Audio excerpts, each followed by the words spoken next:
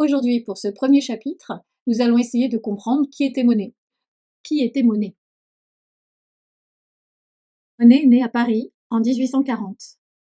On ne sait pas très bien ce que faisait son père à ce moment-là, mais alors que Monet a 5 ans, ils vont déménager en Normandie. Adolphe Monet va s'associer avec son beau-frère, qui tient un commerce, une sorte de grosse épicerie pour le ravitaillement des bateaux. Il arrive donc au Havre en 1846 et va y grandir, assez libre de son temps. À l'époque, c'est surtout le dessin caricatural qui l'attire. Il connaît d'ailleurs ses premiers succès au collège où il vend ses caricatures, entre 10 et 20 francs, puisque c'est Boudin qui va l'emmener pour la première fois sur le motif. Il a 17 ans, le vieux peintre a 15 ans de plus que lui, et comme tout artiste, il a très mauvaise réputation. C'est donc avec Boudin que le jeune artiste de 17 ans va aller pour la première fois sur le motif, observer le paysage, observer la mer et les effets du ciel, et c'est Boudin qui va lui conseiller de faire du paysage. En 1859, le jeune artiste va prendre le chemin de Paris. La carrière d'un artiste à cette époque passe nécessairement par Paris, lieu d'enseignement, lieu de musée et lieu d'exposition. Monet va solliciter la municipalité du Havre pour une bourse qui lui permettrait d'étudier la peinture à Paris. En 1861, Monet va être tiré au sort pour le service militaire, un service de 7 ans. Sa place pourrait être rachetée par sa famille, la somme s'élève à 2500 francs.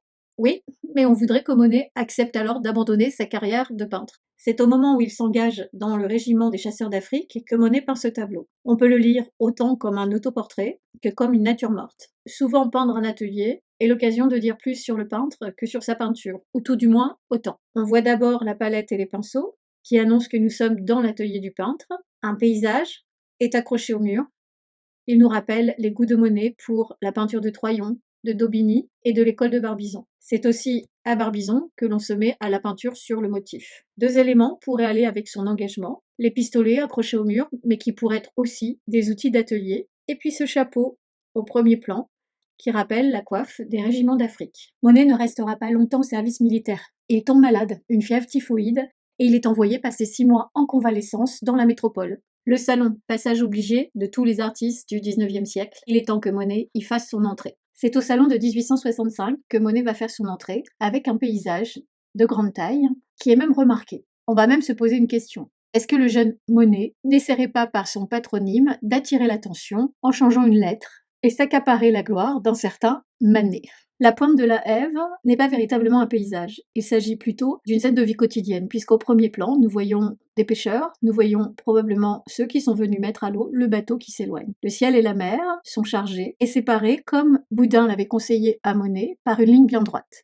En effet, Boudin disait que l'état du ciel n'est pas toujours concomitant avec l'état de la mer. Un ciel calme ne présage pas une mer calme, et une mer démontée ne présage pas un ciel en colère. Les bruns, les verts profonds et les ocres sont toujours les couleurs dominantes, comme sur la palette de Courbet.